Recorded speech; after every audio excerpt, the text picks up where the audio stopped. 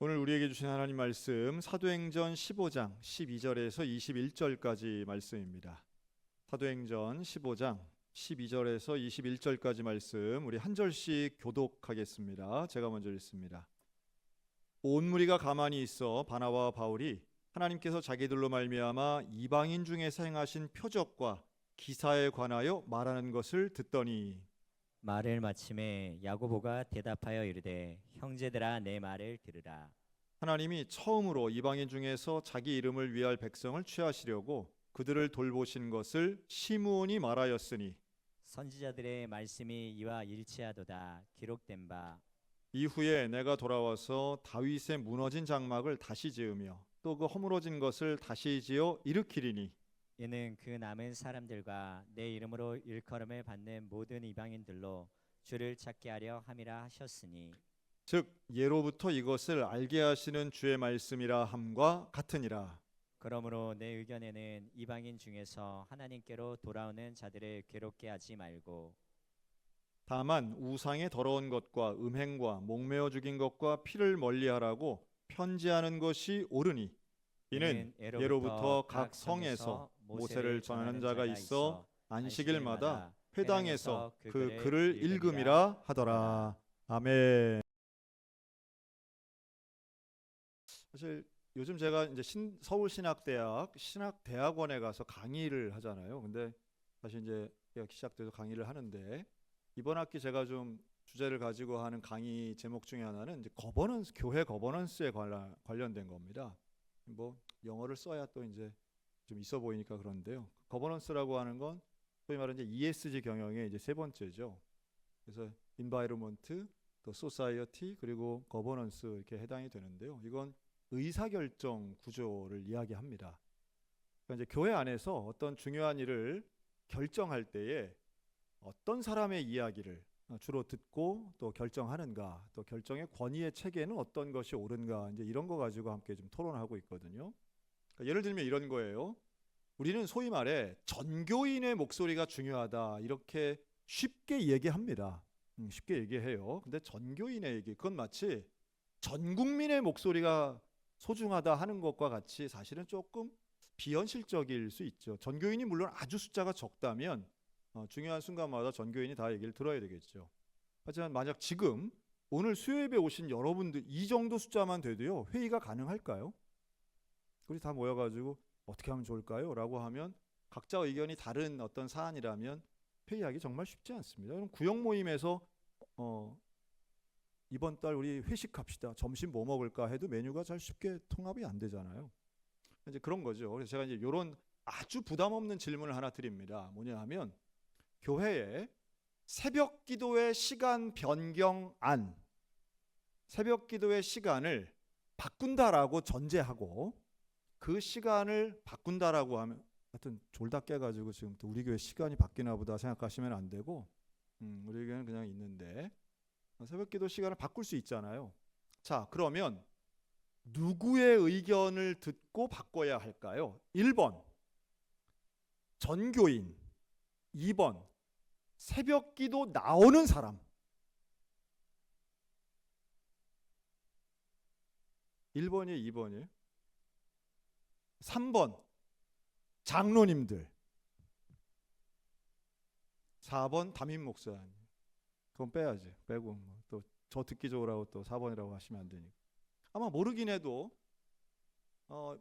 여러분들은 새벽 기도 나오는 사람들 의견 들어야 되는 거 아니야? 라고 생각하시는 분들도 제법 있을 거고요. 새벽 기도 한 번도 안 나가는데 안 나가면서도 안 돼! 바꾸면 안 돼! 만약 새벽 기도 나오시는 분들이 다 좀 바꿔주세요 라고 하는데 아무래도 새벽 기도 나오시는 분은 소수잖아요. 전체 교인에 비교하면. 나머지 분들이 안 돼! 절대 안 돼! 바꾸긴 뭘 바꿔? 그대로 그 시간에 해야지 라고 하는 건 뭔가 조금 불합리해 보이지 않습니까? 자, 그런데 이걸 이렇게 바꾸면 질문을 소재를 이렇게 바꾸면 답이 금방 나와요. 여러분 우리 교회에 재정 지출을 논할 때는 1번 전교인, 2번 헌금 한 사람만 모여서 회의한다. 말 돼요 안 돼요? 그건 안 된다고 다 동일하실 거예요. 그렇죠? 아마 그거는 다 동일하게 얘기할 거예요. 그런데 돈 얘기에는 되게 우리가 예민하거든요. 근데 그걸 다른 거 가지고 얘기하면 이럴 수도 저럴 수도 있다 이제 할 거라고 생각이 듭니다. 그렇다면 여기에는 안건에 따라서 뭔가 다른 체제가 있는 것 같고 소재나 중요 문제에 따라서는 논의의 대상 또 토론할 만한 사람들 분명히 달라지게 되죠. 그러니까 이걸 잘 생각해 보시면 한 가지로 전교인의 의견이 무조건 중요해라고 말하기도 쉽지 않다라고 하는 거예요. 무슨 얘기를 드리냐 하면 회의를 하는 것은 예나 지금이나 동양이나 서양이나 어른이나 애들이나 쉽지 않습니다. 그렇죠? 하지만 문제를 해결하기 위해서는 반드시 회의의 과정이 필요할 때가 있어요. 거의 대부분이 그렇죠. 그리고 그 문제가 사실은 의견이 충돌되는데 공동체가 중요하게 여기고 있는 원칙, 이런 나라 같으면 법칙, 이런 것이 부딪힐 때는 반드시 회의를 통한 소위 말한 여론의 분위기 같은 것이 중요하다는 거예요. 그런데 이것을 교회 안에 교리의 문제까지 가지고 오면 문제는 심각해집니다. 여러분, 교리를 회의를 통해서 바꿀 수 있을까요? 우리가 생각하고 믿고 있는 교리는 상당히 중요한 것인데요. 그 교리를 모여있는 아무리 교회라 해도 교회의 다수가 생각하고 원한다고 해서 과연 바꿔지면 될까요? 자, 여기에 대해서 오늘 사도행전 15장은 우리에게 중요한 문제 제기와 함께 해법을 제시하고 있어요. 자, 그 문제가 뭐냐 하면 바울이 안디옥 교회에 있었는데 저 유대 지방에서 사람들이 와가지고 이 안디옥 교회 지금 잘못한다는 거예요. 뭐냐 하면 아무리 이방인을 전도하고 아무리 이방인이 예수님을 믿는다 해도 모세율법을 따르지 않으면, 즉 할례 받지 않으면 구원받을 수 없다고 싸움이 난 거예요. 안디옥 교회 안에서. 심각하죠. 교회 안에 다른 싸움이 아니고 구원에 관련돼서 싸움이 일어나는 거예요. 이걸 2절에 보시면 다툼과 변론이 일어났다라고 말합니다. 그러니 이 바울과 바나바와 저 유대 땅에서 온 소위 말하는 근본주의자들인데요, 이들과의 토론이 거의 싸움 수준이었던 거예요. 교회를 세운 것도 뭐 우리가 100번 양보해서 교회를 세웠다고 치자. 그러나 할례는 받아야 될 거 아니냐. 어떻게 할례를 받지 않고 저 사람들이 구원받을 수 있느냐. 안 된다라는 사람들이 강력하게 일어나는 거예요. 여러분, 어떻게 해야 되나요? 우리들도 그런 것들 제법 있습니다. 교회 생활은 어떻게 해야 되나요? 그리고 무조건 다 허용하는 것이 과연 열린 교회일까요? 어디나 허용과 비허용, 허용과 금지 사이 어느 정도의 선에서 어느 정도냐라고 하는 문제가 늘 다툼과 갈등과 토론의 주제들이 되고 있습니다. 뭐 이런 거 있어요. 아주 쉽게. 오늘도 뭐 새벽에 제가 잠깐 그 얘기했는데, 여러분 술 취하지 말라. 이런 거 하면 그렇죠? 여러분 술은 어느 정도 마셔야 취하나요? 사람마다 달라요. 어떤 사람은 정말 술이 세가지고 여러 병 마셔도 안 취하는 사람이 있고요.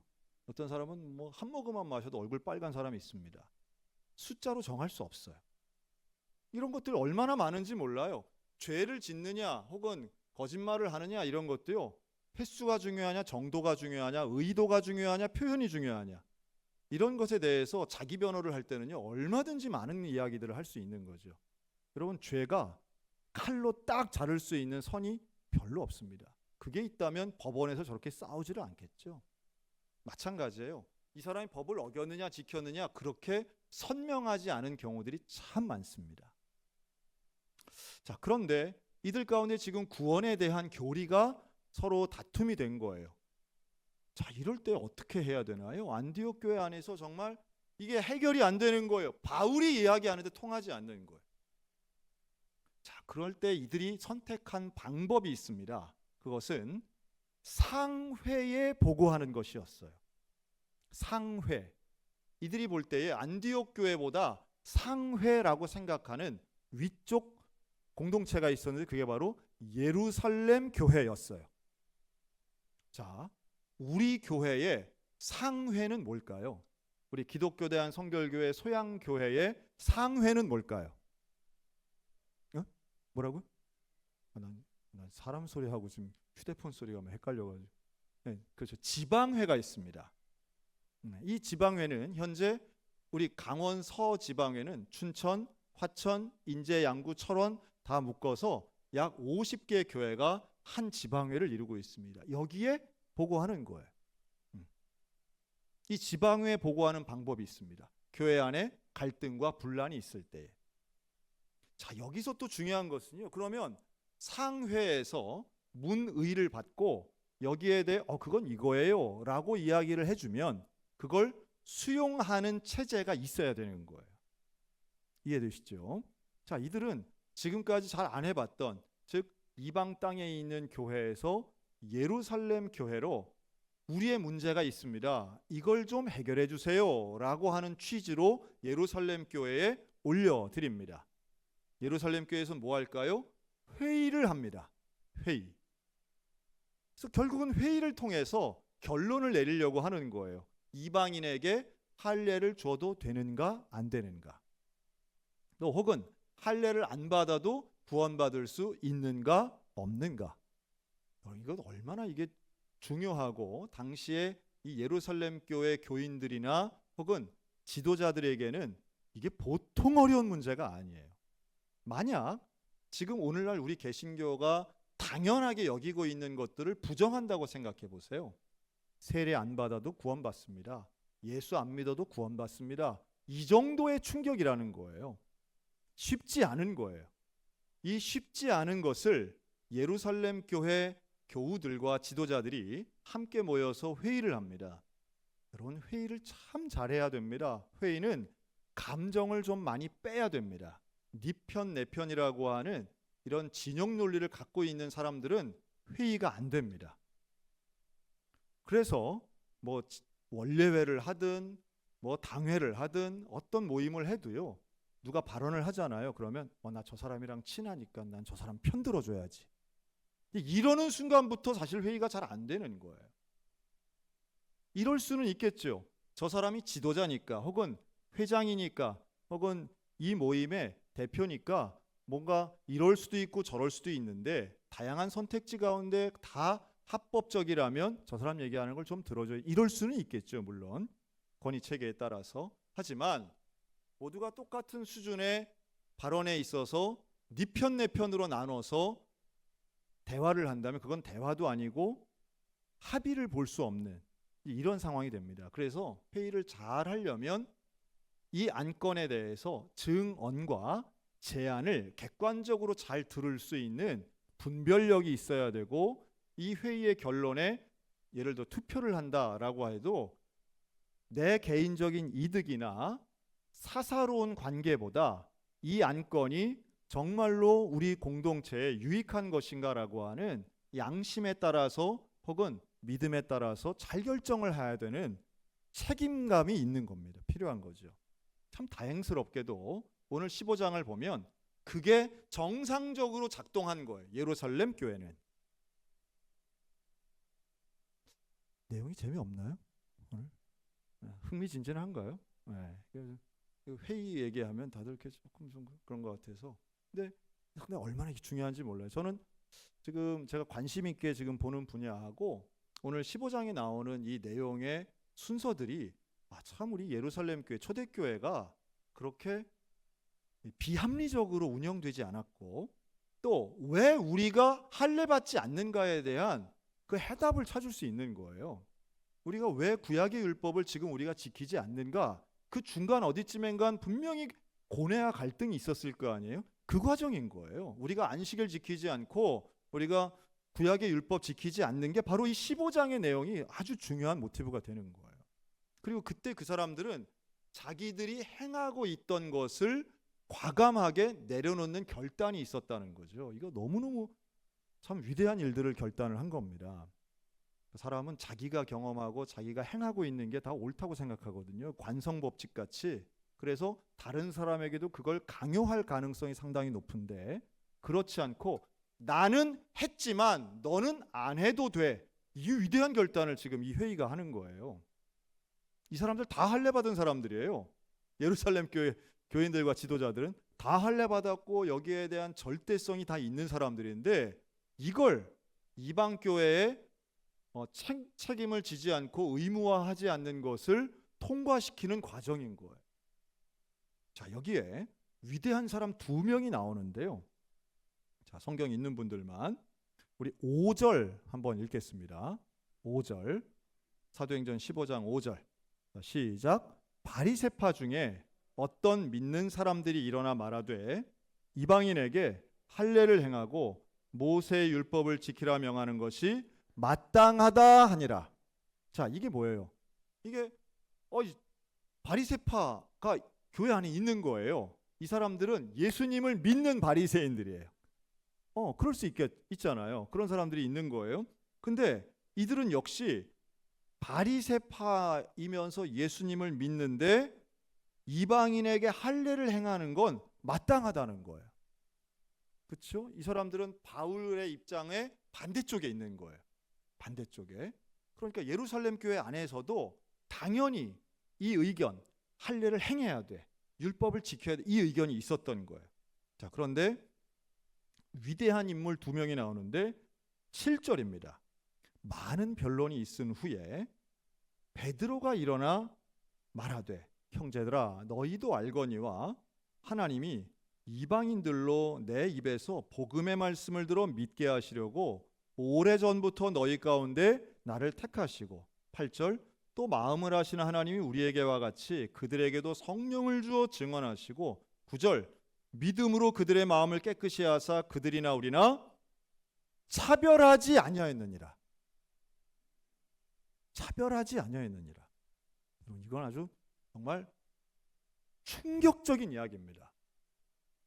유대인이나 이방인이나 차별하지 않으시는 성령님.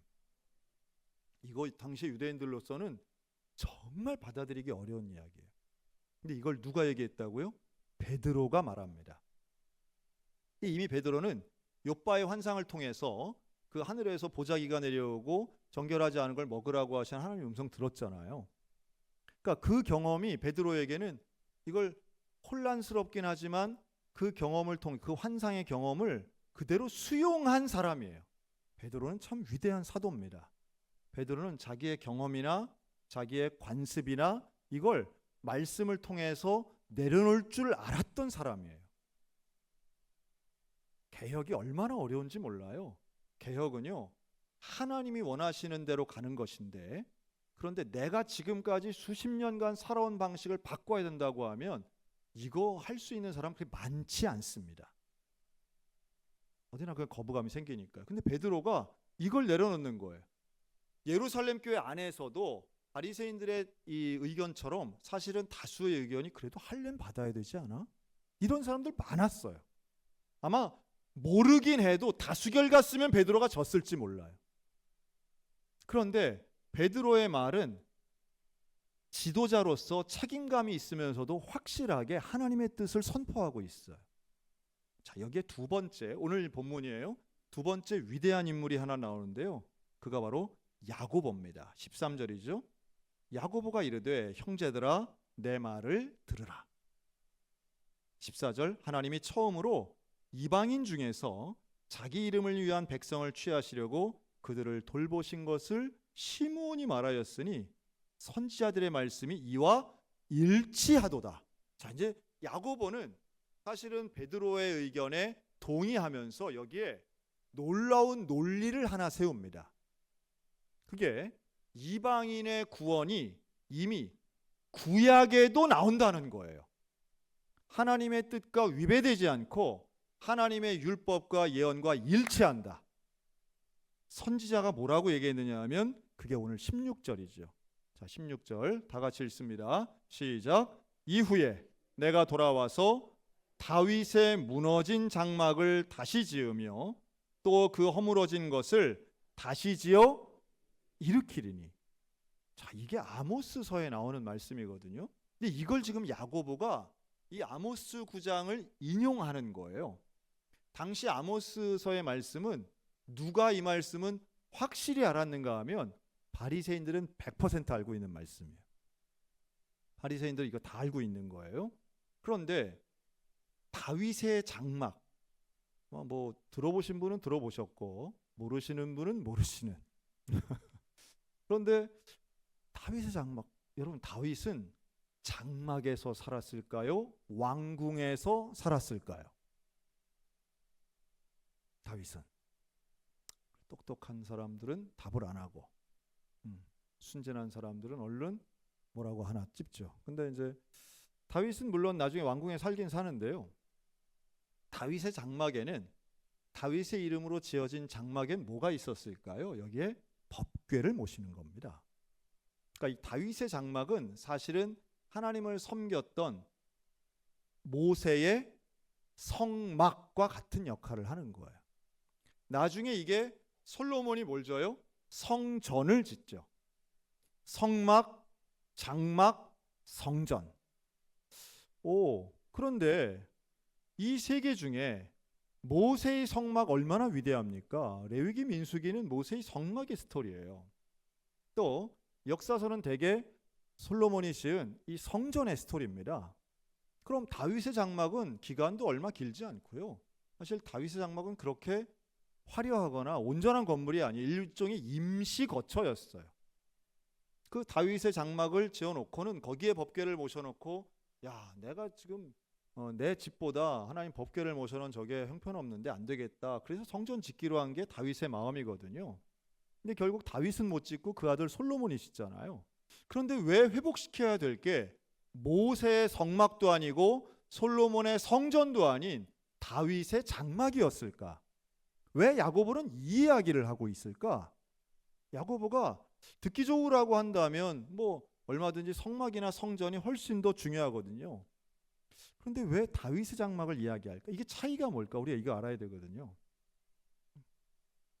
근데 저는 관심 있는 분야인데 뭐 관심 없으면 재미없죠. 그런데 여기에 대해서는 우리가 다윗의 장막은요, 성막이나 성전에는 분명히 있었던 게 장막에 없는 게 있어요.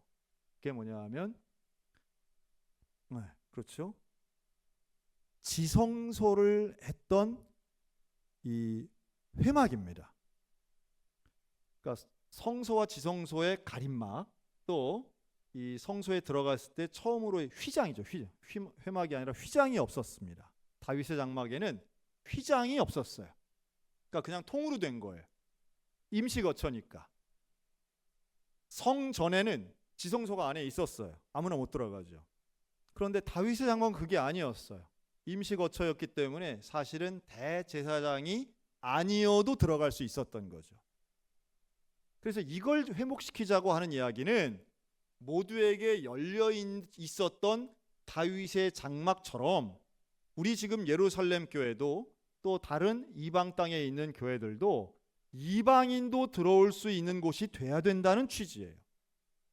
야고보의 지금 이 회의 발언은 사실은 이 바울과 바나바가 이야기하는 것에 동그라미를 치면서도 베드로 사도가 모두에게 우리가 할례를 하지 않아도 이방인이 구원이 있다는 것을 베드로를 지원하면서 동시에 구약에 나오는 예언을 가지고 이걸 사람들에게, 그 예루살렘 교회 의회 안에 있던 사람들에게 설득하고 있는 거죠.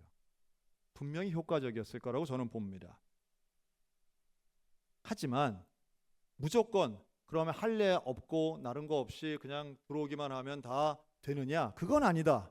율법을 다 깡그리 무시하느냐? 그건 아니고 야고보가 제시한 건 중재안에 가까웠어요. 할례 받지 않고 다른 율법은 이들이 모르니 지키지 않는다 할지라도, 다만 20절이죠. 우상의 더러운 것과 음행과 목매어 죽인 것과 피를 멀리하라고 편지하는 것이 옳다. 즉, 요 정도는 지키라고 해야 된다라고 하는 일종의 중재안을 낸 겁니다. 그러니까 피 먹지 말고, 선짓국 먹지 말고, 우상 섬기지 말고, 우상의 제단에 올려졌던 거 먹지 말고, 뭐 이런 이야기 하는 거예요. 근데 사실 당시에 이제 피를 먹는 건 음식 문화권에서 상당히 많았습니다. 여러분 지금도 마찬가지예요. 지금도 조금만 북쪽으로 올라가면 툰드라 지역에서는 그 우리의 소하고는 좀 다르지만 들소같이 생긴 그 버팔로 같이 생긴 그 소의 껍질, 내장, 피 다 먹어요. 그걸 먹어야 철분이 또 보충이 되거든요. 그래서 피 먹는 문화가 있는 나라들은 상당히 많습니다. 추운 나라일수록 더 많아요. 과일 안 나고 이런 나라들은 뭐 피를 먹어야 비타민 C가 다 채워지는 거죠. 근데 이제 그런 문화들, 그런 풍습들 여기서 다 제한을 하는 겁니다. 그리고 이러한 제한은 결국 이방 교회를 위함이기도 했지만 이 예루살렘 교회 안에서의 회의에 할례 금지를 통과시키는데 아주 효과적이었다라고 보여지는 거예요. 자, 그러니 예루살렘 교회 안에서 상고받은, 즉 안디옥 교회에서 올려졌던 이 다시 자기들끼리 다툼과 변론이 있었던 이 문제가 예루살렘 교회 회의를 통해서 해결이 됩니다. 어떻게 해결이 돼요? 일종의 중재안을 가지고 해결된 거예요. 할례 안 받아도 된다. 안식일 율법이나 할례 율법에 대해서 유보하고 이들은 좀 예외적이지만 그러나 우상 제물에 손을 대거나 우상을 섬기는 것이나 목매어 죽이는 것이나 피째 먹는 것은 안 된다라고 하는 중재안이죠. 여러분 이건 상당히 획기적인 일이었습니다. 이들에게 있어서 초대교회가 전 세계로 복음이 전파될 수 있는 아주 중요한 이런 제도적 장치를 마련한 거고요. 그리고 오늘날 우리가 왜 구약율법 지키지 않느냐라고 할 때에 왜 너희들은 안식일 안 지키냐라고 할 때 우리가 이러한 과정들을 이해하고 있다면 사도들이 복음 전파를 위해서 이미 양보하고 결론낸 것을 왜 지금까지도 고집부리고 있는 건 하나님의 뜻과는 위배되는 일입니다. 베드로 사도나 야고보 사도의 그 뜻과 복음의 본질에 대해 오해하는 것입니다라고 대답할 수 있겠죠. 그러니까 오늘날 우리들이 사실은 회의할 때도 마찬가지예요. 다시 우리가 좀 회의로 돌아온다면 무너진 장막을 다시 일으키는 일과 관계가 있습니다. 다윗의 장막을 회복시키는 것은 복음을 전파하고 영혼을 품는 일이고요. 그러면서도 하지만 원칙 없이 품는 것이 아니라 최소한의 원칙, 사람을 올가매는 원칙이 아니라 사람을 구원하고 사실은 이러한 중재안을 냈을 때 결국 예루살렘 교회도 수용을 하는 거죠. 예루살렘 교회 사람들에게 다 마음에 상처 주는 결론이 아니라 그래? 베드로 사도가 그렇게 생각해? 야고보 사도가 그렇게 생각해? 그렇다면 그럴 수도 있겠네.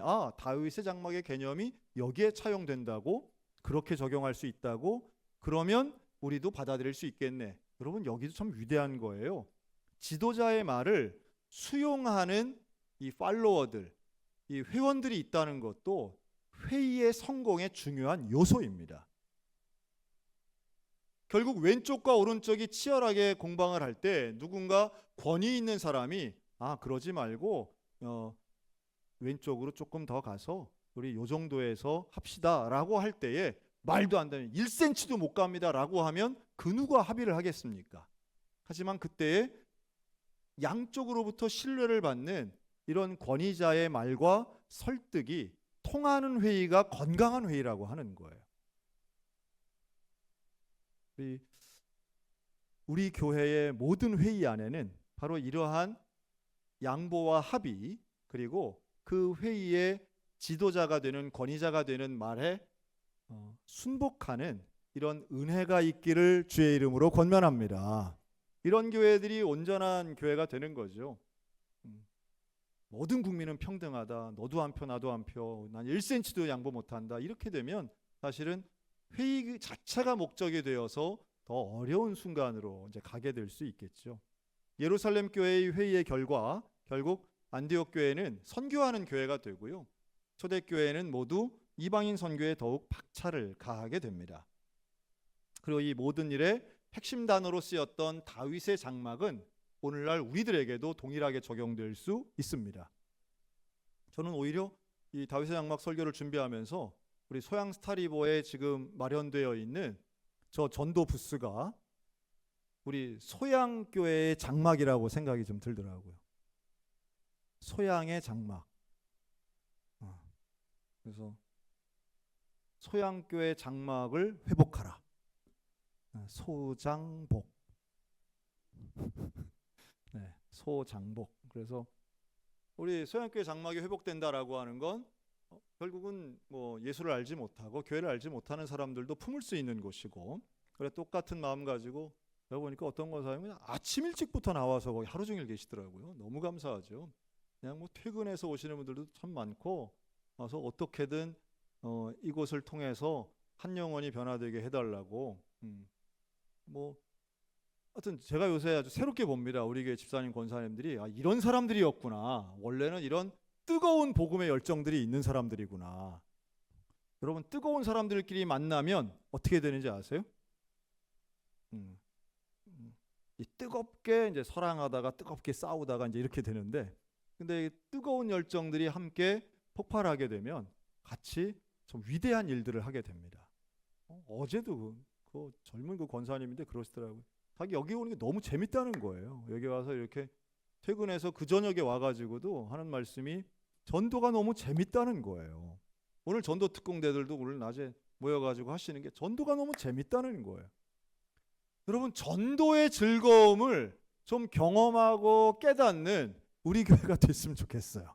이걸 모르는 우리 교인들이 있다는 게 많이 안타깝고, 하여튼 뭐 수요일 저녁에 오시는 분들은 다 뭐 그 마음을 다 아시리라 생각이 듭니다. 그걸 기쁘게 여기면서, 그러면서도 품고, 또 때로는 나의 원칙에 좀 이건 아닌데 싶은 것이 있다 할지라도, 베드로나 야고보가 말했을 때에 예루살렘 교회 안에 있던 이 바리새인들이 그런가? 그래, 그러면 우리가 그렇게 수용해야지라고 태도를 보인 것처럼, 오늘 우리들도 좀 그렇구나, 목사님 말씀하시면, 장로님 얘기하면 그래, 회장 권사님 얘기하면 그래, 그렇게 해야 되겠지라고 이렇게 수용만 한다면, 설사 우리가 무슨 죄 짓자고 하는 건 아니잖아요. 그렇다면 우리가 정말 하나님 앞에 쓰임 받는 이 시대에 온전한 다윗의 장막을 회복시키는 교회가 될 줄로 믿습니다.